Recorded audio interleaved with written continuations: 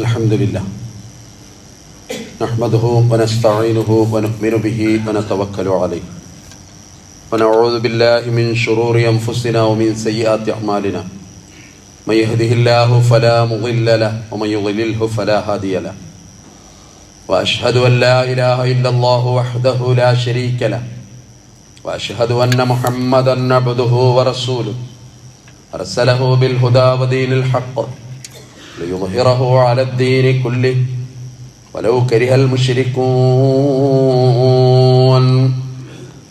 اللهم صل على محمد وعلى آل محمد كما صليت على إبراهيم وعلى آل إبراهيم اللهم بارك على محمد وعلى آل محمد كما باركت على إبراهيم وعلى آل إبراهيم إنك حميد مجيد أما بعد فإن خير الحديث كتاب الله وخير الهدي هدي محمد صلى الله عليه وسلم وشر الأمور محدثاتها وكل محدثة بدعة وكل بدعة ضلالة أيها الإخوان والأخوات أوصيكم وإياي أولا بتقوى الله يا أيها الذين آمنوا اتقوا الله حق تقاته ولا تموتن إلا وأنتم مسلمون أعوذ بالله من الشيطان الرجيم بسم الله الرحمن الرحيم وعسى أن تكرهوا شيئا وهو خير لكم وعسى أن تحبوا شيئا وهو شر لكم والله يعلم وأنتم لا تعلمون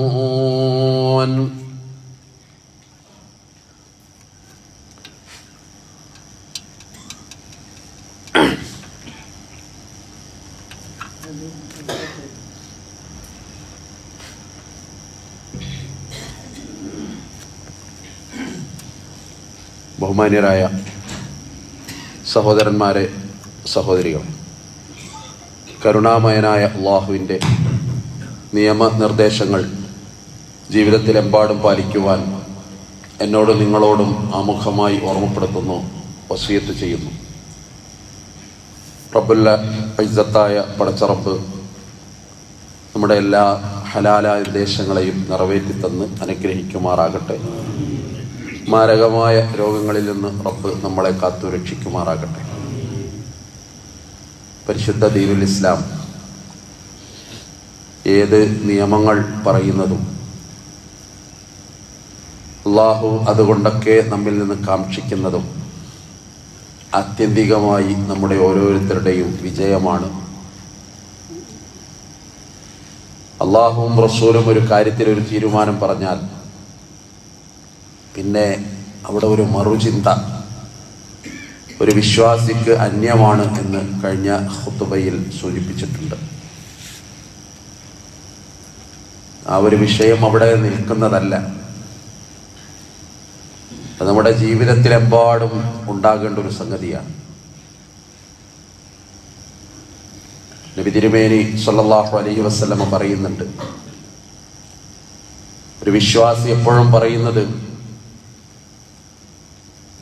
റളീതു ബില്ലാഹി റബ്ബൻ വബിൽ ഇസ്ലാമി ദീനൻ വബി മുഹമ്മദിൻ റസൂല എന്നാണ്. അല്ലാഹു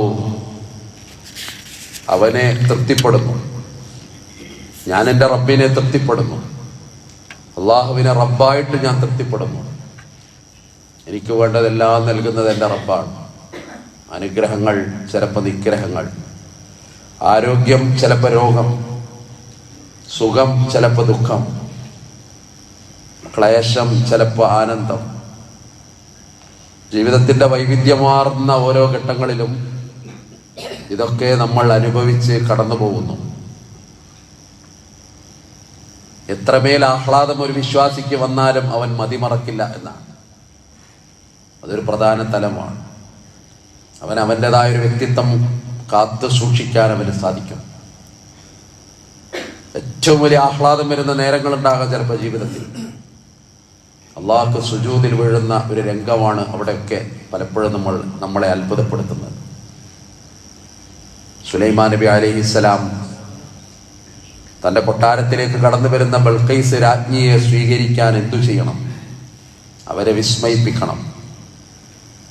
അപ്പോഴാണ് അവിടുത്തെ സിംഹാസനം എങ്ങനെ കൊണ്ടുവരണം, അവിടുത്തെ അർശ് എങ്ങനെ കൊണ്ടുവരണം. വഖാല ഇഫ്രീത്തും മിനൽ ജിന്ന്, ഖുർആൻ പറയുന്നുണ്ട്, ജിന്നുകളുടെ കൂട്ടത്തിൽ ഒരു മല്ലൻ പറഞ്ഞു, ഞാനത് കൊണ്ടുവരും. പക്ഷെ ആ സമയം സുലൈമാൻ നബിക്ക് പോരായിരുന്നു. അതിനു മുമ്പേ രാജകുമാരി ഇവിടെ എത്തും.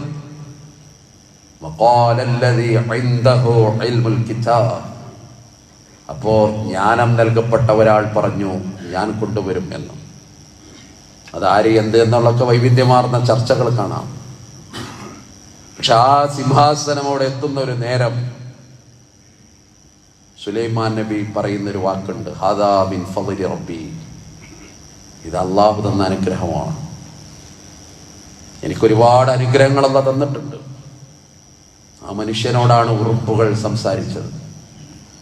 ഉറുമ്പുകളുടെ സംസാരം കേട്ടിട്ട് ആ ചുണ്ടിൽ പുഞ്ചിരി വിടർന്നത് ഖുർആൻ പറയുന്നുണ്ട്, ഫതബസ്സമ ളാഹികൻ മിൻ ഖൗലിഹാ. ഉറുമ്പ് മറ്റു ഉറുമ്പുകളോട് പറയുന്നുണ്ട്, സുലൈമാനും കൂട്ടരും കടന്നു വരുന്നത്, നിങ്ങളുടെ ജീവിതം നശിപ്പിക്കാതിരിക്കാൻ ഒളിക്കണം. അത് സുലൈമാൻ നബിക്ക് തിരിഞ്ഞു എന്നാണ്. ആ വർത്തമാനം കേട്ട് അദ്ദേഹം പുഞ്ചിരി തൂകി എന്ന് ഖുർആൻ പറയുന്നുണ്ട്. പ്രഭാതത്തിലും പ്രദോഷത്തിലും അദ്ദേഹത്തിന് സഞ്ചരിക്കാൻ അല്ലാഹു കാറ്റ് വഴിപ്പെടുത്തി കൊടുത്തു എന്നും ഖുർആൻ സാക്ഷ്യപ്പെടുത്തുന്നുണ്ട്. അധികാരം എന്ന് പറയുന്നത് എത്രമേൽ സൗകര്യപൂർണമായാലും, അതിൻ്റെ ഉച്ചിയിലേക്ക് ഒരു മനുഷ്യൻ എത്ര കടന്നുപോയാലും, വിനീതനും വിനയനുമായിട്ട് അവൻ റബ്ബിന്റെ മുമ്പിൽ സാഷ്ടാംഗം നമിക്കുന്നു എന്ന് നബിയുല്ലാഹി സുലൈമാൻ നബിയുടെ കഥ നമ്മളെ ബോധ്യപ്പെടുത്തുന്നുണ്ട്. അദാ മിൻ ഫളി റബ്ബി ലിയബ്ലുവനി, എന്തിനാ ഇത് കൊണ്ടുവന്നതല്ല? ഇത് റബ്ബേ നീ എന്നെ പരീക്ഷിക്കുകയാണ്. ഞാൻ നന്ദി കാണിക്കുന്നുവോ അതോ നന്ദികേട് കാണിക്കുന്നുവോ എന്നറിയാൻ അള്ളാഹു എന്നെ പരീക്ഷിക്കുകയാണ്. അതാണ് അതിന്റെ ബാക്കി. നല്ല വീട് കയറ്റുമ്പോ ചിലർ എഴുതി വെക്കാറുണ്ടല്ലോ, അദാ മിൻ ഫളി റബ്ബി, അള്ളാഹ് പരീക്ഷിക്കുക. ഞാൻ എന്താ ചെയ്യുന്നത് നോക്കാനാ. ഇത്ര സൗകര്യം എനിക്കുള്ള വാരിക്കോരി തന്നിട്ട് എൻ്റെ നിലപാട് എന്ത് എന്ന് അറിയാൻ റബ്ബ് പരീക്ഷിക്കുകയാണ്. ജീവിതത്തിന്റെ സൗഭാഗ്യങ്ങളെല്ലാം അങ്ങനെയാണ്. അതുകൊണ്ടാണ് അള്ളാഹുവിന്റെ ഖളാഇനെ തൃപ്തിപ്പെടുക, അവന്റെ മതത്തെ തൃപ്തിപ്പെടുക, അവന്റെ പ്രവാചകനെ തൃപ്തിപ്പെടുക. എന്ത് വിഷമമുണ്ടെങ്കിലും എന്ത് പ്രയാസമുണ്ടെങ്കിലും എനിക്കെന്റെ റബ്ബ് മതി. ആ തൃപ്തി അനന്തമാണ്. എൻ്റെ എല്ലാ പ്രാർത്ഥനകളും കേൾക്കാൻ എൻ്റെ റബ്ബുണ്ട്. എൻ്റെ സങ്കടങ്ങൾ പറയാൻ, ആരാധനകളുടെ എന്തൊക്കെയുണ്ടോ അത് മുഴുവൻ ഞാൻ നിർവഹിക്കുന്നത് എൻ്റെ റബ്ബിനോട് മാത്രമാണ്. എൻ്റെ വിഷാദം, എൻ്റെ വിഷമം, എൻ്റെ പ്രയാസം, നിഅ്മൽ മൗലാ വനിഅ്മൻ നസീർ. നിഅ്മൽ മൗലാ, അല്ലാഹു എത്ര നല്ല സഹായി. സഹായം ചെയ്യാൻ എൻ്റെ രക്ഷാധികാരിയായിട്ട് എത്ര നല്ലവൻ. ആ ഒരു തലത്തിലേക്ക് വിശ്വാസിയുടെ ഹൃദയം കടന്നു പോകും. അതുകൊണ്ടാണ് തീനാളം ആളിക്കത്തുന്നുണ്ട്. ഒരു ജനത മുഴുവൻ, ഒരു ചെറുപ്പക്കാരൻ അതിലേക്ക് എറിയാൻ മെനക്കെടുന്നുണ്ട്.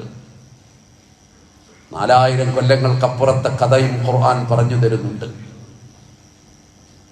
നാട്ടിലെ അനീതിക്കെതിരെ ശബ്ദമുയർത്തിയതാണ് പ്രയാസം. നാട്ടിലെ അധർമ്മത്തിനെതിരെ ഒരു വിളക്ക് മരമായി മാറിയതായിരുന്നു പ്രശ്നം.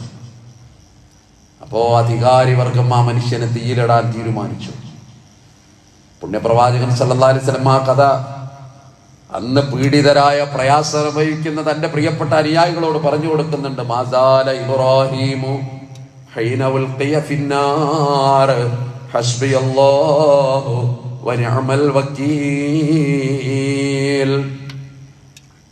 തീയിലെഴുന്ന നേരത്തെ ഇബ്രാഹിം പറഞ്ഞ ഒറ്റ വാക്കേ ഉള്ളൂ, എനിക്കെൻ്റെ റബ്ബ് മതി.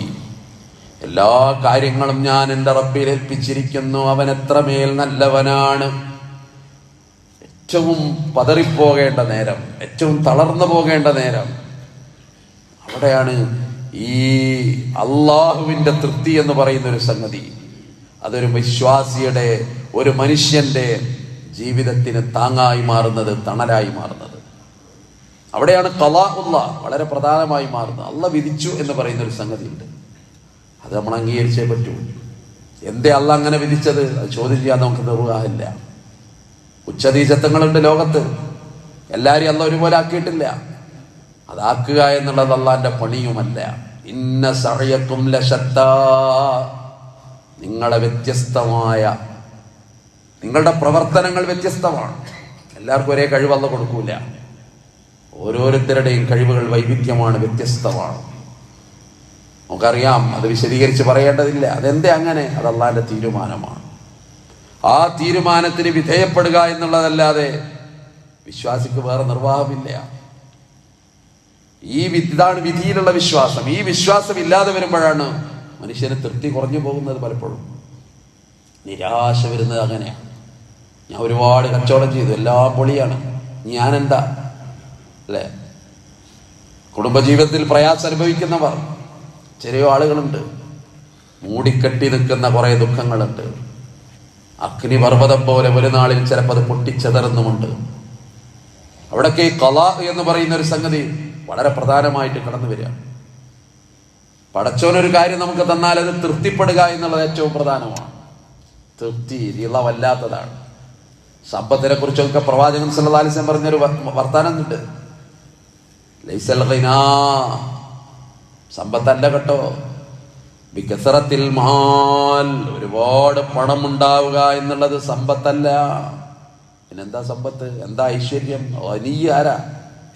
മുതലാളി നമ്മൾ പറയും, അതാരാ?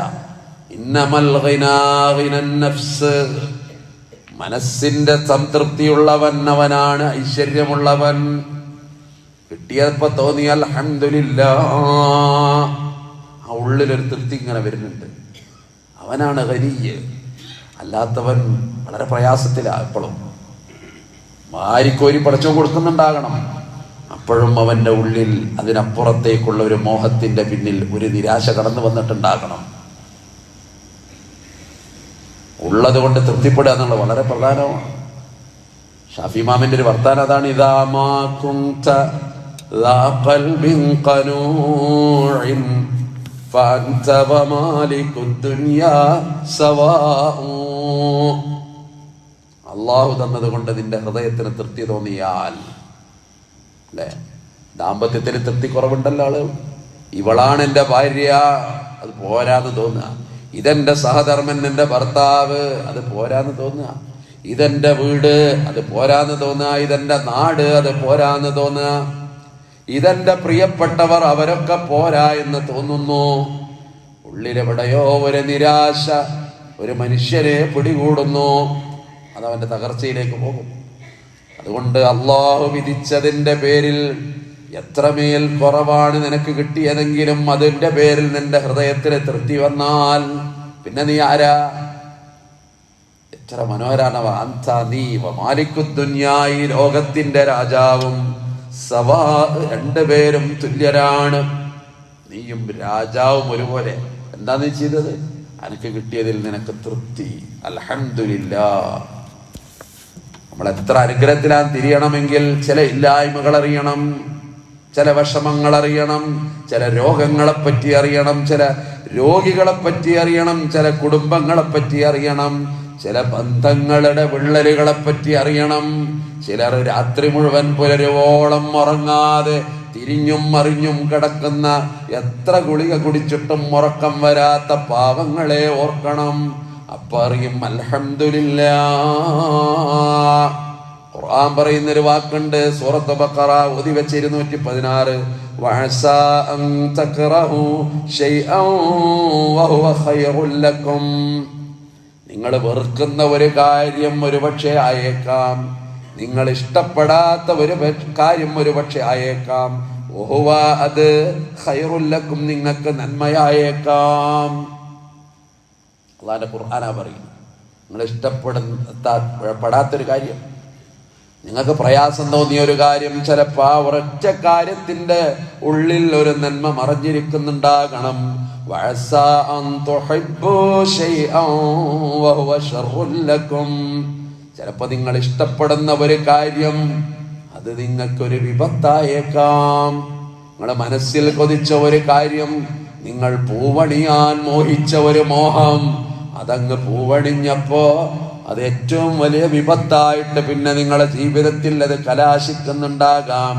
നിങ്ങൾ എന്തറിഞ്ഞു? വല്ലാഹു യഅലമു, എല്ലാം അറിയുന്നവൻ അല്ലാഹുവാണ്. വഅൻതും ലാ തഅലമൂൻ, നിങ്ങളൊന്നും അറിയാത്തവരുമാണ്. ഈ ഒരൊറ്റ ആയത്ത് പഠിച്ചാൽ മതി. എന്തൊരു അത്ഭുതമാണ് അതിൽ ഒളിച്ചു വെച്ചിട്ടുള്ളത്. നിങ്ങൾ ഖൈറാണെന്ന് കരുതുന്നൊരു കാര്യം അതൊരു പക്ഷേ നിങ്ങൾക്ക് ഷർറാണ്. ഇത്തരം സംഗതികൾ.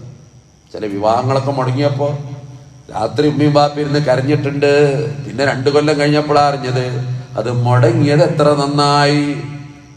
ക്രിമിനൽ പ്രതിയായിട്ട് അയാളെ ഫോട്ടോ അന്ന് അന്വേഷിച്ചു വന്നവന്റെ ഫോട്ടോ പത്രത്തിൽ കാണുമ്പോ ഇവര് പരസ്പരം പറയാണ്, അൽഹംദുലില്ലാഹ്, അല്ലാഹു എല്ലാം അറിയുന്നവൻ, അവൻ ത്രികാലജ്ഞൻ എന്ന വാക്ക് വല്ലാത്തതാണ്. ചില കാര്യങ്ങളൊക്കെ അങ്ങനെ, ചില സങ്കടങ്ങൾ ഉണ്ടാകുമ്പോൾ അതിന്റെ പിന്നിൽ അല്ലാഹ് നന്മ ഒളിപ്പിച്ചു വെച്ചിട്ടുണ്ടാകണം. ഇഷ്ടപ്പെട്ട ചില കാര്യങ്ങൾ നടന്ന ചിലപ്പോൾ ചില കണ്ണീരുണ്ടാകും. അതല്ല, വെറുക്കപ്പെടുന്ന ചില കാര്യങ്ങൾ നടക്കുമ്പോ അതിന്റെ പിന്നിൽ അല്ലാഹു ചില നന്മകൾ ഒളിപ്പിച്ചു വെച്ചിട്ടുണ്ടാകും. ചെറിയോ കാര്യങ്ങൾ അങ്ങനെ ഉണ്ട്. അതുകൊണ്ടാണ് എല്ലാം അല്ലാഹുവിന്. അല്ലെ, ചില വിവാഹാന്വേഷണത്തിനൊക്കെ ആളുകൾ പറയാറുണ്ട് ഒക്കെ റെഡിയാണ്, ഒക്കെ 2 കൂട്ടർ ഉഷാറാണ്. അപ്പൊ ഒരാൾ പറയാണ് ഇത് ഹൈറാണെങ്കിൽ പടച്ചോന്ന് നടത്തി തരട്ടെ. അപ്പൊ വേറൊരാൾ പറയും എന്ത് ഹൈറല്ലാതിരിക്കുക, അഞ്ഞതിലും ഇതെന്താ ഹൈറ്. എത്ര രഹസ്യങ്ങൾ നിഗൂഢമായി ഒളിഞ്ഞിരിക്കുന്ന ആരറിയുന്നതൊക്കെ. കണ്ണുകളുടെ കട്ടുനോട്ടം അറിയുന്നവൻ റബ്ബ്. വമാ തുഖ്ഫിസ് സുദൂർ, ഹൃദയങ്ങളിൽ മറച്ചു വെച്ചതും അറിയുന്നവൻ റബ്ബ്. അതുകൊണ്ട് ഈ തൃപ്തി വളരെ പ്രധാനമാണ്. ജീവിതത്തിൽ കിട്ടിയ സംഗതികൾ കൊണ്ട് നാം തൃപ്തിപ്പെടുക, അതുണ്ടാകുന്ന മനസ്സിലുണ്ടാകുന്ന സന്തോഷം അത് വളരെ പ്രധാനമാണ്. ആ തൃപ്തി ജീവിതത്തിൽ ഉണ്ടാകണം. മക്കളെ കൊണ്ട് തൃപ്തി വേണം, ഭാര്യനെ കൊണ്ട് തൃപ്തി വേണം, ഭർത്താവിനെ കൊണ്ട് തൃപ്തി വേണം. സക്കരിയാ നബിയുടെ ഒരു ദുആയുണ്ട്, അല്ലാഹ് എനിക്കൊരു മകൻ, ഒരു കുട്ടി അല്ലെ ഒരു മകൾ, ഒരു സന്താനമാണ് എനിക്ക്. ഒരുപാട് കാലം കരഞ്ഞു, പ്രാർത്ഥിച്ചു. റബ്ബി ഇന്നി വഹനൽ അളമു മിന്നി, എല്ലുകളൊക്കെ തകർന്നു തുടങ്ങിയിട്ടുണ്ട്. വാർദ്ധക്യം ജീവിതത്തിന് നിഴലാട്ടമായി മാറിയിട്ടുണ്ട്. പക്ഷെ അപ്പോഴും അല്ലാഹുവിനോട് ദുആയുണ്ട്, എനിക്ക് നിരാശല്ല റബ്ബേ എന്നാണ്. അതാ വിശ്വാസി. ഇനി എന്താ ആശ? അതാണ് വിശ്വാസി. അവസാന നിമിഷം ഒരു പ്രതീക്ഷ ഉണ്ടവൻ. അതുകൊണ്ടാണ് ഖിയാമത്ത് നാളിന്റെ കാഹളം മുഴങ്ങി, ഇസ്രാഫീലിന്റെ ഊത്ത് വന്നു. ഇനി ലോകം തകരുക. ഇനി എന്താ? നിന്റെ കയ്യിൽ ഒരു ചെടിയുണ്ട്, നീ എന്താ ചെയ്യുക? അത് വലിച്ചെറിഞ്ഞ് പായല്ല, പറ്റുമെങ്കിൽ നീ അത് മണ്ണിൽ നടുക. അത് നൽകുന്നൊരു സന്ദേശമുണ്ട്. അവസാനവും പ്രതീക്ഷ. ഗസയുടെ ചില വാർത്തകളൊക്കെ വായിക്കുമ്പോൾ നമ്മൾ കാണുന്നത് അതാണ്. എല്ലാം തകരുമ്പോഴും അവസാനം ഒരു പ്രതീക്ഷ. ബിൽഡിങ്ങുകൾ ഒന്നിനു പുറകെ ഒന്നായി വീഴുന്നു, സ്കൂളുകൾ ചുട്ടരിക്കപ്പെടുന്നു, ആശുപത്രികൾ തകർന്നു പോകുന്നു, പ്രിയപ്പെട്ടവർ മുന്നിൽ കടന്ന് പടഞ്ഞു മരിക്കുന്നു. അപ്പോഴും ഒരു പ്രതീക്ഷയുടെ കിരണം. ലോകത്ത് വിശ്വാസിക്കല്ലാതെ അത് കഴിയില്ല. അതാണ് ഈമാന്റെ പ്രത്യേകത, അതാണ് റിളയുടെ പ്രത്യേകത. അവിടെയാണ് സക്കരിയാ നബിയുടെ ദുആ ഇങ്ങനെ പറഞ്ഞു വന്നിട്ട് പിന്നെ ഖുർആൻ പറയുന്നുണ്ട്, യരിസുനി, റബ്ബേ ആ മകൻ എന്നെ അനന്തരെടുക്കണം. എന്നെ മാത്രമല്ല, വയരിസു മിന്നാലി യഅ്ഖൂബ്, യഅ്ഖൂബ് കുടുംബത്തെയും അവൻ അനന്തരമെടുക്കണം. ഇവരുടെ അനന്തരം എന്താ? ദഅവത്താണ്, ദീനാണ്. അത് അവർ അനന്തരെടുക്കണം. എന്നിട്ടോ വജഅൽഹു റബ്ബി റളിയാ, അല്ലാഹ് നീ അവന് കൊടുക്കണം, അവന് നീ ആക്കണം. റബ്ബി, എന്റെ റബ്ബേ, റളിയ, ആളുകൾക്ക് അവനോട് ഒരു തൃപ്തി തോന്നണം. റബ്ബേ, തൃപ്തി വേണം. യാ സക്കരിയ ഇന്നാ നുബശ്ശിറുക ബിഗുലാം, നിനക്ക് ഞാനൊരു കുട്ടിയെ കൊണ്ട് സന്തോഷം പറയുകയാണ്. ഇസ്മുഹു യഹ്യ, അവന്റെ പേര് യഹ്യ എന്നാണ്. കുട്ടി ഉണ്ടാണിന് അല്ലാഹ് പേരിട്ട് കൊടുത്തു. ലം നജ്അൽ ലഹു മിൻ ഖബ്ലു സബിയ, അങ്ങനത്തെ ഒരു പേര് മുന്നേ ഒരാൾക്കും നാം നിശ്ചയിച്ചു കൊടുത്തിട്ടില്ല. എവിടെയില്ലാത്തൊരു പേര്. അത് ഇന്നുള്ള കാഴ്ചപ്പാടല്ല. എല്ലാ കാലത്തും ആളുകൾ പറയുന്നതാണ്. ഒരു കുട്ടി ഉണ്ടായാൽ പറയില്ല ആ പേര് അവിടെ ഉണ്ട്, ആ പേര് ഇവിടെ ഉണ്ട്, അത് എവിടെ ഉണ്ട്, അങ്ങനെ അങ്ങനെ നീണ്ടുപോകും. പലപ്പോഴും ലം നജഅൽ ലഹു മിൻ ഖബ്ലു സമീയാ, ഒരാൾക്കും അങ്ങനത്തെ ഒരു പേര് നിശ്ചയിച്ചിട്ടില്ല. ആ പേരാ യഹ്യ.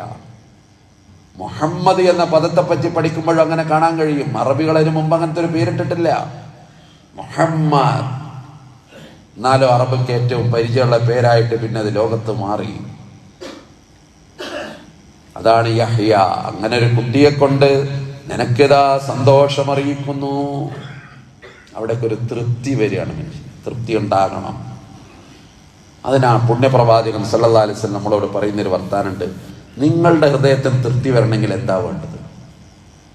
റസൂലുള്ളാഹിന്റെ വാക്ക്, അവസാന വാക്ക് ഈ വിഷയത്തിൽ, ഉൻളുറൂ ഇലാ മൻ ഹുവ അസ്ഫല മിൻകും വലാ തൻളുറൂ ഇലാ മൻ ഹുവ ഫൗഖകും ഫഇന്നഹു അജ്ദറു അല്ലാ തസ്ദറൂ നിഅമത്തല്ലാഹി അലൈക്കും. നിങ്ങൾ നിങ്ങളെക്കാൾ താഴെ ജീവിത നിലവാരം താഴ്ന്നവരെ നോക്കുക. എന്നിട്ട് ഒന്നും കൂടിയും പറയട്ടെ, വലാത്തന്നൂറ് നിങ്ങൾ നോക്കരുത് കേട്ടോ. ഇലാ മൻ ഹുവ ഫൗഖകും, നിങ്ങളെക്കാൾ ജീവിത നിലവാരം ഉയർന്നവരെ നോക്കരുത്. അത് താരതമ്യപ്പെടുത്തരുത്. അല്ലെങ്കിൽ നമ്മൾ തകർന്നത് താരതമ്യം കൊണ്ടാണ്. കുടുംബം തകർന്നത് താരതമ്യത്തിലാണ്.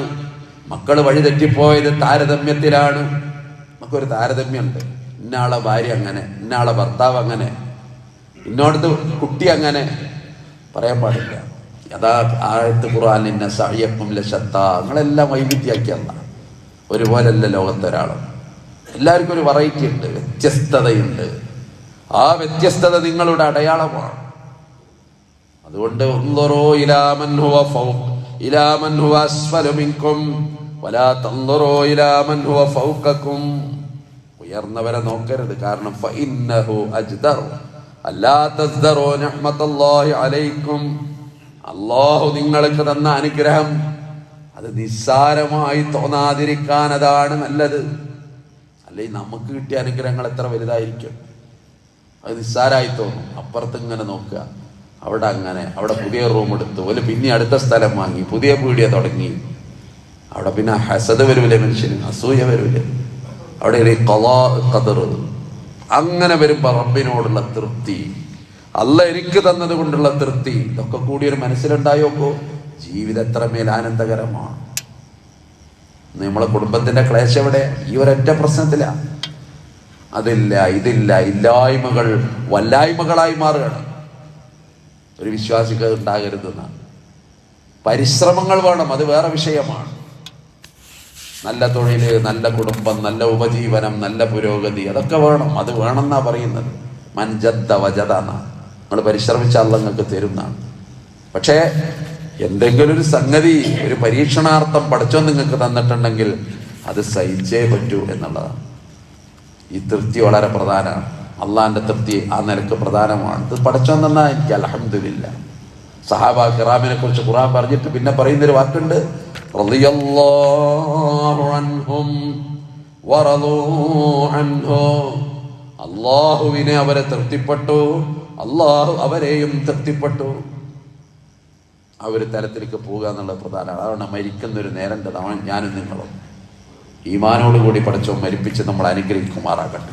അപ്പൊ ഒരു വിളിയുണ്ട് മലക്കിന്റെ, യാ അയ്യത്തുഹൻ നഫ്സുൽ മുത്മഇന്ന, ശാന്തമായ മനസ്സേ നീ കടന്നു വന്നാലും ഇർജിഇ ഇലാ റബ്ബികി റാദിയതം മർളിയ, പൂർണ്ണമായ തൃപ്തിയോടെ നിന്റെ രക്ഷിതാവിങ്കലേക്ക് നീ വന്നാലും ഫദ്ഖുലി ഫീ ഇബാദി, എന്റെ അടിമകളുടെ കൂട്ടത്തിൽ വന്ന് ചേർന്നാലും, വദ്ഖുലി ജന്നതി, എന്റെ സ്വർഗത്തിൽ നിങ്ങൾ വന്ന് ചേർന്നാലും.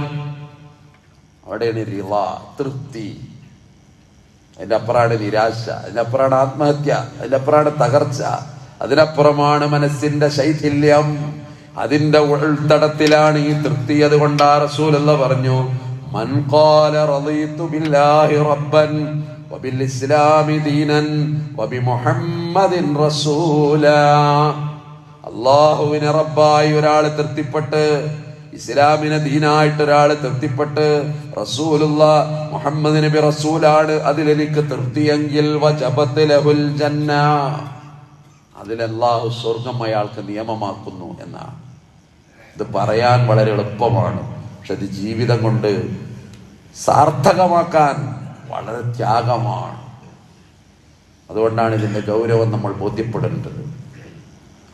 അതുകൊണ്ടാണ് ഇസ്ലാമിന്റെ നിയമങ്ങൾ അത് നമ്മളെ ചിന്ത കൊണ്ട് തീരുമാനിക്കേണ്ടതല്ലല്ലോ. അള്ളാഹിന്റെ തീരുമാനം, അവന്റെ രവിവചനങ്ങൾ, അത് ദീനിന്റെ ഭാഗമാക്കുക, അത് ജീവിതത്തിന്റെ ഭാഗമാക്കുക. ആ രൂപത്തിൽ വരുമ്പോ, തൃപ്തി നമ്മുടെ ഉള്ളിലുണ്ടാകുമ്പോ അള്ളാഹു നമ്മളെ അനുഗ്രഹിക്കും.